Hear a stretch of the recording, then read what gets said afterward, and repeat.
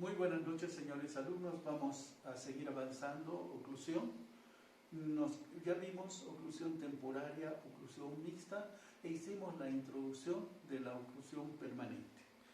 Lo que tenemos que tener muy en cuenta es la definición de oclusión y ubicarnos dentro de esta definición en qué parte estamos. Se la voy a repasar la definición para que ustedes se fijen en su diapositiva, en sus casas, porque la deben tener ya registrada, y van a ver. Deriva del griego cludens, que quiere decir acto de cerrar o de ser cerrado. Es una especialidad de la odontología que estudia la correcta relación de las piezas dentarias de la arcada superior con la arcada inferior en un proceso de máxima intercuspidación. Está en relación con la función. ¿Cuáles son las funciones? Masticación, deglución, succión, respiración y fonación. ¿Y sus componentes? ¿Cuáles son sus componentes? Tienen un componente, el más importante, dentario, ¿no? Articular, articulación temporomandibular y articulación alveolodentaria. Óseo, maxilar superior, maxilar inferior y el hueso temporal. Muscular, músculos que directa o indirectamente intervienen en el proceso de la masticación. Su sistema vascular y su sistema nervioso, ¿no? Seguimos en la definición. En relación al tiempo, eso es lo que estamos estudiando. Miren, de toda la definición, solo estamos viendo en relación al tiempo. Imagínense cuánto nos falta. Con esto que hemos avanzado ya tengo para revolcarlos en su primer parcial. Entonces, vamos a continuar, ¿sí? Con lo que es dentición permanente. Permanente tiene diferentes etapas, ¿no? Aquí dice, etapas de desarrollo de la erupción de la oclusión permanente. Tenemos la primera etapa, que coincide con la erupción del primer molar, ¿no? E incisivos permanentes. ¿Cuándo va a ser esta primera etapa? A los 6 años. La segunda etapa, erupción de los premolares. ¿Cuándo erupcionan los premolares? 9, 10 años. Tercera etapa, erupción de los segundos molares. ¿Cuándo erupcionan los segundos molares? 12 años. Y la cuarta etapa, que es la más conflictiva por todo lo que hemos visto, que coincide con la erupción del canino. El canino erupciona a los 11 años. Debería estar en el tercer lugar, pero por todos sus cuadros clínicos que nos va a dar este canino, que no tiene espacio, erupciona tardíamente en una zona de variabilidad inestable, es por eso que se le da como su última etapa. ¿Cómo dice la diapositiva? Tanto en la formación de la dentición temporaria como en la formación de la dentición permanente existe una secuencia. Primero los dientes antero-inferiores y luego los antero-superiores, en el caso de los incisivos. Segundo paso sería la conformación de las curvas, alineación tridimensional, ¿verdad? La curva de Spig y la curva de Wilson. Y luego la consolidación de la oclusión, con la calcificación de ese tercio apical. Ya les dije, cuando erupciona la pieza dentaria, sale con un tercio de su raíz. Cuando hace oclusión con el oponente, recién termina su ápico formación.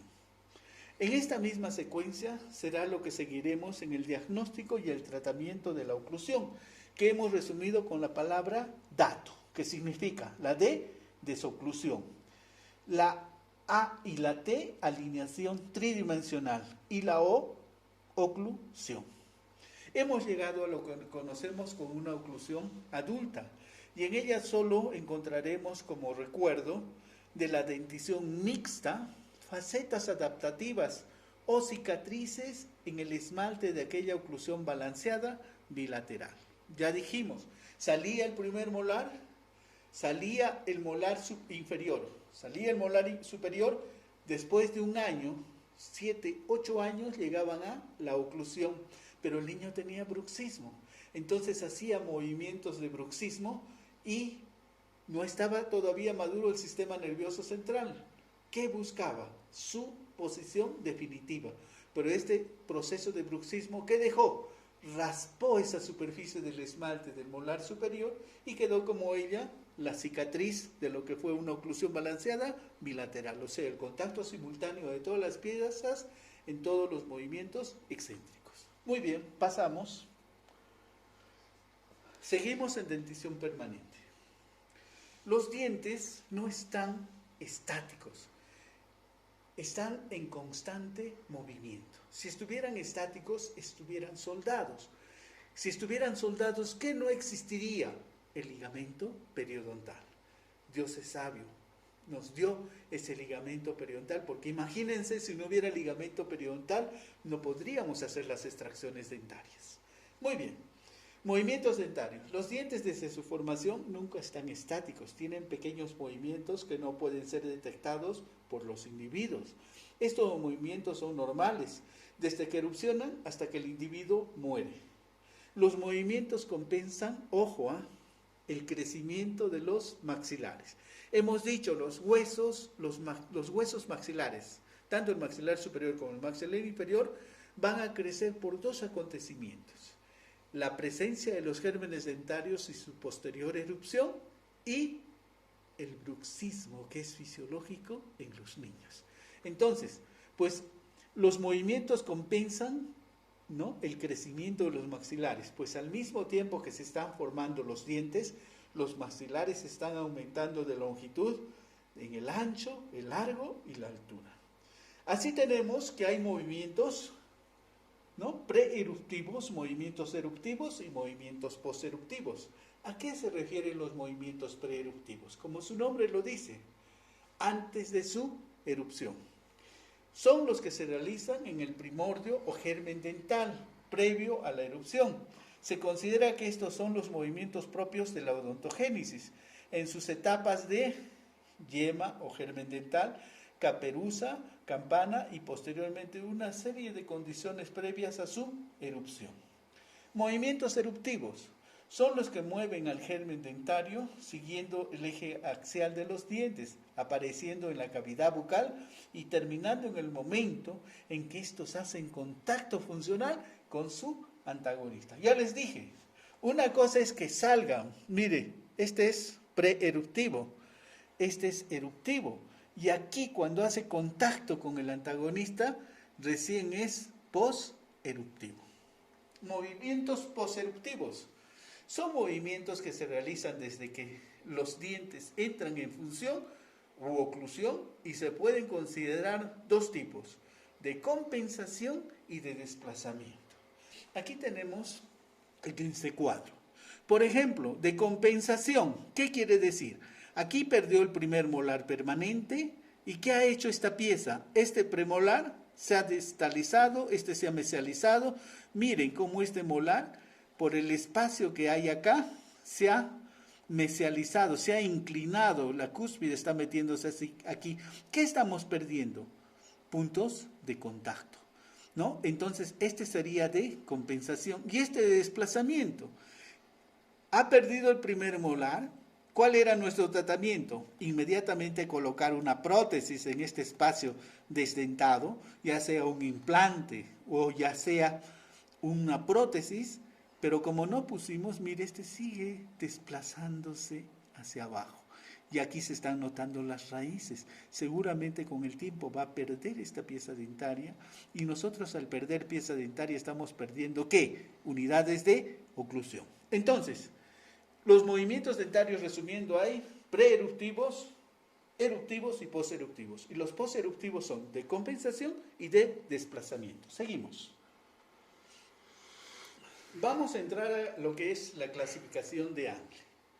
Edward Angle, a fines del siglo XVIII, crea la clasificación de maloclusión que hasta hoy en día se sigue utilizando. Esta se basa en la relación de los molares y es considerada una clasificación puramente dentaria, o sea, no le interesa la parte ósea, solo dentaria. ¿Cómo es la clase 1? La clase 1 es cuando la cúspide, acérquenme por favor bien, la cúspide mesiovestibular del primer molar superior va a ocluir con el surco mesiovestibular del primer molar inferior, ¿no? Entonces, vamos a dibujar aquí en la pizarra para que ustedes tengan un mayor conocimiento. Miren, SAS, cúspide, ¿verdad? Primer molar superior, sus dos raíces, perfecto. Molar inferior, esta cúspide, voy a hacer más punteadita, va a entrar, aquí está el molar inferior, su surco, ¿no? El otro surco, no se olviden que tiene 3 lóbulos, la cara vestibular del primer molar inferior y 2 raíces. Es cuando la cúspide mesial de este molar superior va a ocluir con el surco mesiovestibular, porque este es el mesiovestibular y este es el disto vestibular. Con esta es la relación molar clase 1. Por favor, a la diapositiva. Esta relación de molares corresponde generalmente a personas con perfil recto. Una relación ortognata, denominada también neutro-oclusión. A Angli los problemas que se presenten en el segmento anterior, como apiñamiento, diastema, sobremordidas excesivas, mordida cruzada y otras alteraciones, no le interesa. Este tipo de relación molar nos da la estabilidad funcional del segmento posterior. A partir de esta relación de molares, considerada como idónea para mantener el equilibrio y estabilidad del sistema, ¿no?, del segmento posterior de la arcada. Entonces, esta es la relación molar clase 1, la que todos deberíamos tener. Vamos a ver la relación molar clase 2 de Angli. Clase 2. Ustedes saben muy bien que en los dibujos animados, ¿cuáles son los más vistos a nivel mundial? Los Simpson. Todos los Simpsons son clase 2. Miren, hasta eso los Simpsons nos enseñan odontología. Clase 2 es cualquier posición distal del primer molar inferior. Miren aquí, por favor. Voy a borrar. Es cualquier posición distal del primer molar inferior. Entonces, ¿cómo está? 1, 2 y 3. ¿Sí? Cualquier posición distal del primer molar inferior. ¿Quién es el que se mueve para dar estas relaciones molares? El molar inferior. ¿Sí? Cualquier posición. Y se está moviendo el molar inferior hacia atrás. ¿Qué está sobresaliendo? El sector superior. ¿Cómo estamos? Así, ¿verdad? Muy bien, nos vamos a las diapositivas. Entonces, generalmente corresponden a personas de perfil convexo, ¿sí? Una relación retrognata, retro, que el molar está atrás, denominándose disto-oclusión. ¿Por qué? Porque este molar inferior está hacia distal. Los problemas que se presentan en el segmento anterior se agrupan en 2 subdivisiones, que son división 1 y la división 2, ¿verdad? Muy bien, vamos a pasar a la clase 3. Clase 3 de Angli. Es cualquier posición mesial del primer molar inferior. Vamos a ver aquí a la pizarra, por favor. Cualquier posición mesial del primer molar inferior. O sea, este molar inferior, ¿dónde está? Aquí. 1, 2 y 3. ¿Sí? Su corona. Cualquier posición mesial del primer molar inferior. Si este molar inferior se está yendo hacia adelante, ¿sí? Clase 3 se está yendo hacia adelante. Vamos a ver, por favor, en las diapositivas. Entonces, es cualquier posición mesial del molar inferior con respecto al superior, tomando como referencia la clase 1. Es una relación prognata, por eso se dice prognatismo mandibular, denominándose mesioclusión. ¿Por qué? Porque miren el molar inferior, ¿dónde está? El superior está aquí, el inferior está aquí. Mesioclusión, ¿sí? Esta clase presenta generalmente inclinación lingual exagerada de los incisivos inferiores y mordidas abiertas. Miren, clase 1, un perfil recto. Clase 2, perfil convexo. Clase 3, perfil cóncavo, ¿sí? Muy bien, señores alumnos, vamos a quedar aquí para entrar a la siguiente clase o avanzaremos. Anomalías oclusales más. Anomalías oclusales. Tenemos la oclusión cruzada posterior. Miren, esta es la oclusión normal que debemos tener. Pero miren aquí cómo está. Este maxilar superior es más estrecho, el maxilar inferior más grande, ¿no? Se debe a anomalías del crecimiento y desarrollo de los maxilares. El maxilar superior, que en general es más afectado, presenta una forma ovoide convergente a partir de los primeros molares. Esta forma no es acompañada por la forma del maxilar inferior, que es triangular y divergente hacia los cuadrados posteriores. La magnitud del cruce depende de la gravedad del caso, pero generalmente se da a partir de los primeros molares. Este tipo de alineación deberá ser corregida por el ortodoncista en primer término, y si la corrección no resulta posible, habrá que recurrir a una solución protésica o quirúrgica. Mire, este tipo de alineación deberá ser corregida por el ortodoncista. Hemos dicho, acuérdense, cuando había apiñamiento dental excesivo, ¿qué teníamos que saber? El inicio del pico de crecimiento. Si este pico de crecimiento era para la mujer mayor de 13 años y para el hombre mayor de 14 años, ya no podíamos utilizar ese disyuntor del maxilar, ¿no? Que sería muy bien aplicado aquí para disyuntar este maxilar en la parte palatina y poder abrir el arco maxilar. Muy bien, entonces la primera anomalía oclusal son oclusiones cruzadas posteriores. ¿A qué se debe? Falta de desarrollo y crecimiento de los maxilares. Otra, oclusión bilateral, oclusión balanceada bilateral. ¿Características de quién? De la dentición temporaria. ¿Se acuerdan? ¿Qué es oclusión balanceada bilateral? Es el contacto simultáneo de todas las piezas dentarias en todo movimiento excéntrico. ¿Cuáles son los movimientos excéntricos? Protrusión, retrusión y lateralidad. Muy bien, vamos a ver. Oclusión balanceada bilateral. Es el máximo número de dientes que deben contactar en todas las posiciones excursivas de la mandíbula. Este es uno de los objetivos naturales de la dentición temporaria, ya que en ella existe una oclusión balanceada bilateral, que se caracteriza por un contacto simultáneo de las superficies oclusales en todos los movimientos excéntricos. Entonces, ¿por qué se da esta oclusión balanceada bilateral en los niños? Porque tienen bruxismo. ¿Y para qué tienen el bruxismo? Para que juntamente con la erupción de las piezas dentarias hagan el crecimiento y desarrollo de los maxilares. Pasamos a otra. Oclusión cruzada anterior, ¿no? Que es como la clase 3. Es un problema causado generalmente cuando un diente inferior o más quedan mordiendo por delante del anterior superior, o los superiores se colocan por detrás de los dientes inferiores. Oclusión invertida también se la llama, ¿no? Un ejemplo es la clase 3. Y una oclusión unilateral o de grupo también era una característica de la dentición temporaria, ¿verdad? ¿Se acuerdan cuando hablamos? El canino en la dentición temporaria, el canino temporario sale más o menos al año y 8 meses, ¿verdad?